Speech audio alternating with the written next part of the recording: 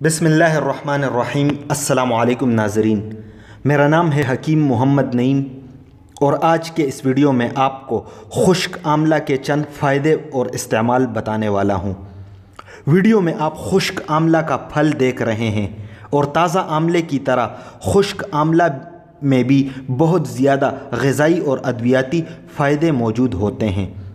यही वजह है कि तिब्बी यूनानी और आयुर्वेदिक के अद्वियात में खुश्क आमला बतौर दवा इस्तेमाल किया जाता है।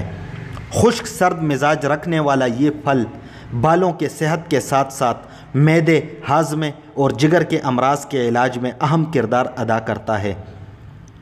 आमला में विटामिन सी बहुत अच्छे मकदार में मौजूद होता है जो जिस्म में जज़ब होकर जिस्मानी सेहत और क़ुव्वत मुदाफ़अत को बढ़ाने के साथ साथ दराज़ी उम्र में भी मुआविन साबित होता है। आमला का सपूप दांतों पर बतौर मंजन भी लगा सकते हैं। शुगर के मरीज़ कहवा यानी सब्ज़ चाय में अगर एक चुटकी आमला का सपूप मिलाकर पिए तो उनके जिस्म में ताकत व तवानाई बहाल रहती है। ऐसे मर्द व ख़वातीन जिनको मसूड़ों से खून आने की शिकायत हों वो ब्रश करते वक्त टूथपेस्ट पर हल्का सा आमले का सपूप छिड़क कर ब्रश करें। एक हफ्ता के इस्तेमाल से मसूड़ों से खून आने की शिकायत ख़त्म होगी।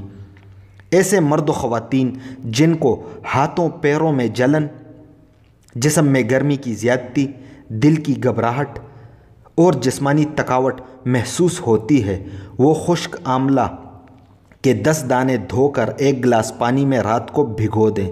सुबह यही पानी छान लें और इसमें 2 खाने के चम्मच शहद मिला लें। सुबह निहार मुँह पिएँ। 1 हफ्ता के इस्तेमाल से इन तकालीफ से आराम मिल जाएगा।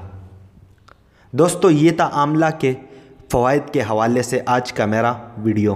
उम्मीद करता हूँ आपको ये वीडियो अच्छी लगी होगी। अगर आपको ये वीडियो अच्छी लगी है तो आपसे गुजारिश है कि इस वीडियो को अपने दोस्तों से ज़रूर शेयर करें। मुझे दीजिएगा इजाज़त। मिलते हैं अगले वीडियो में एक नए टॉपिक के साथ। पी अमान अल्लाह। अल्लाह हाफिज़।